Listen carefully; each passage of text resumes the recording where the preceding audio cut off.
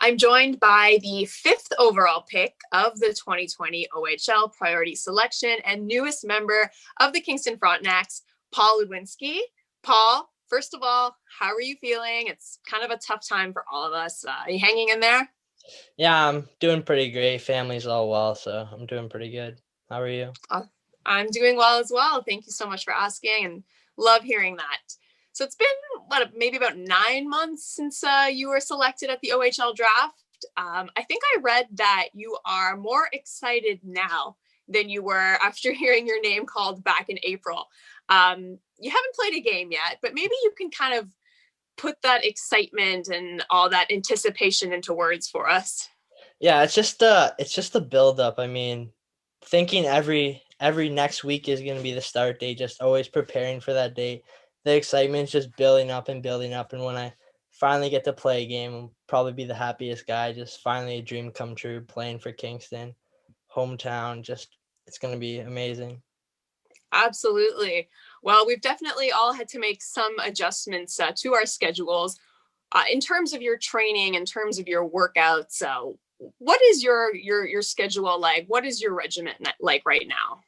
So actually, we have a couple of workouts we do for the team. Kingston sends us a bunch of workouts. I also do my own workouts in my basement in my gym.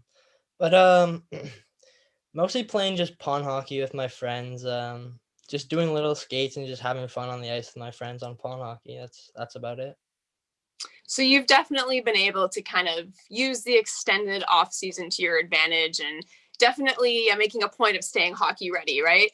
Yeah, seeing myself now compared to like the start date, the original one, I've grown so much as a person and gotten stronger, better as a player. Just it's exciting to see that I've improved in a 9 month period, I guess, or 6 month period. Awesome. It's nice that you've kind of been able to take all this uncertainty and all this extra time to your advantage, right? Yeah, it's awesome. So you were captain of the Marlies. You're known as someone who leads by example. I know that's how you've described yourself in the past, based on our last conversation. Mhm. Maybe you can expand on that a bit and tell us why that's such an important part of your game. So leadership, it's like I have a friend, his dad. He loves to say leadership is everything, and honestly, it honestly is. If you lead by example with a positive attitude, people around you will take that positive attitude and they'll be more enthusiastic to do better. But if you're constantly negative on the bench, your friends around you, your teammates will just be like, this guy is just he just doesn't want us to play well. But if you have a positive attitude, you'll see it in your team. Your team will play better. They'll believe in themselves more, and it's just gonna make your team a whole lot stronger. Right. So that's definitely the identity that you want to establish for yourself in Kingston. Yeah. Perfect. So your work ethic has been described as unparalleled, and your style of play has been described as intense. What stands out about your work ethic and the way you play? Just never being satisfied with where I'm at now. Just always wanting to get better on the ice, on the gym, always pushing the pace, like always playing at my highest intensity.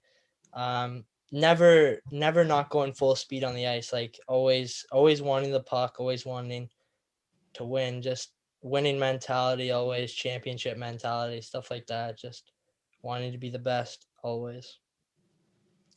So you and the Frontenacs organization, you guys have been keeping touch over Zoom over these past few months. What has the communication been like with Paul McFarland and the coaching staff, and how are they kind of keeping you ready to go and giving you a sense of what it means to be part of this franchise? So we have various Zoom calls with some team building activities to get to know other teammates, but also we have like almost homework to do, like to watch a game, watch it closely, see what the teams are doing well and not, and then we have to report back to the coach.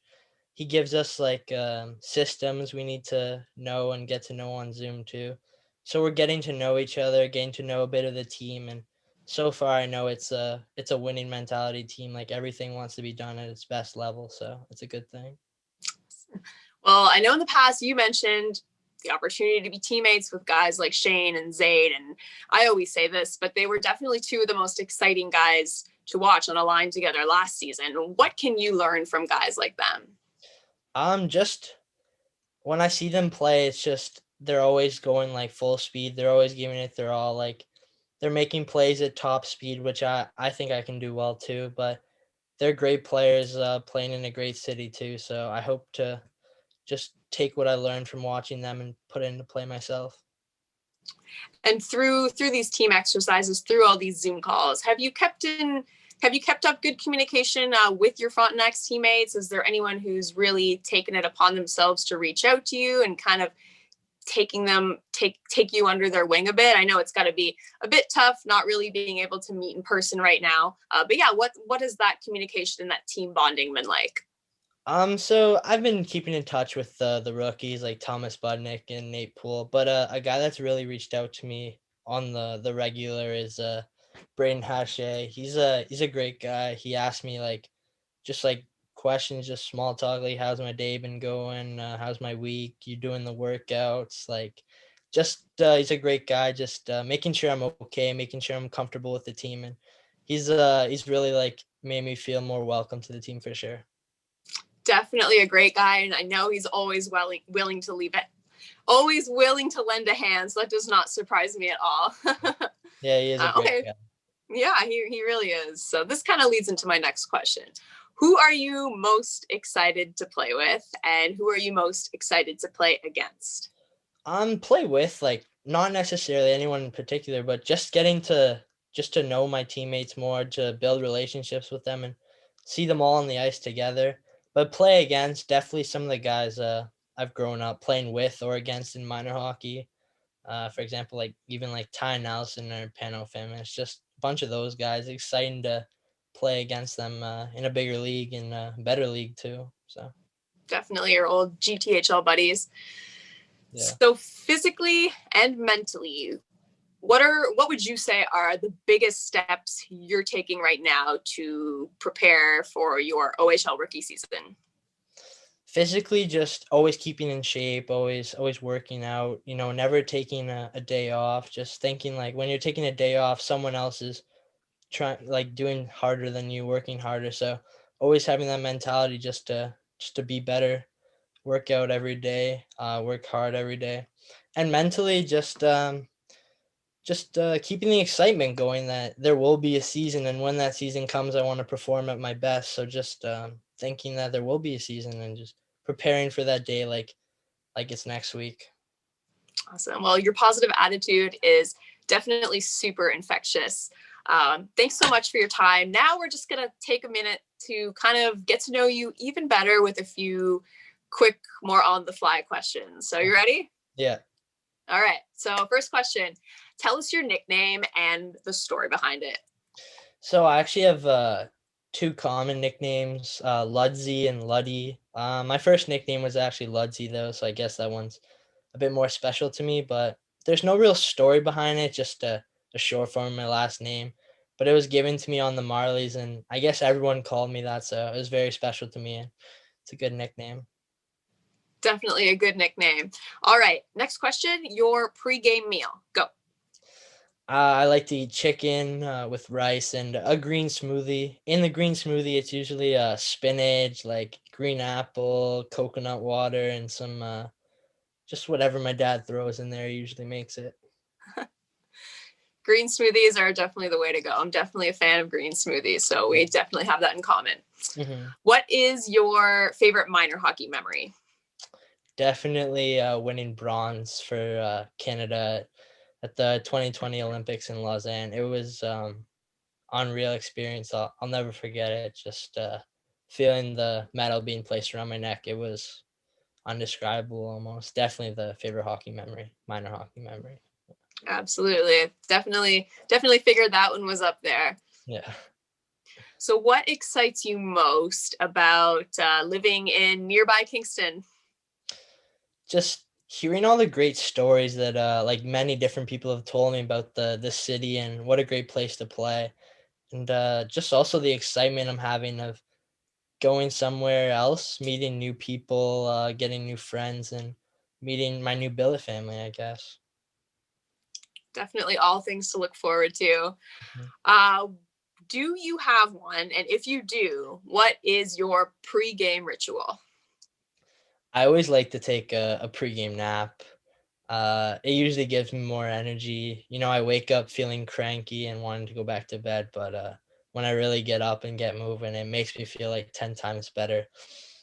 Music's a big part of my game for sure. It gets me in the mood.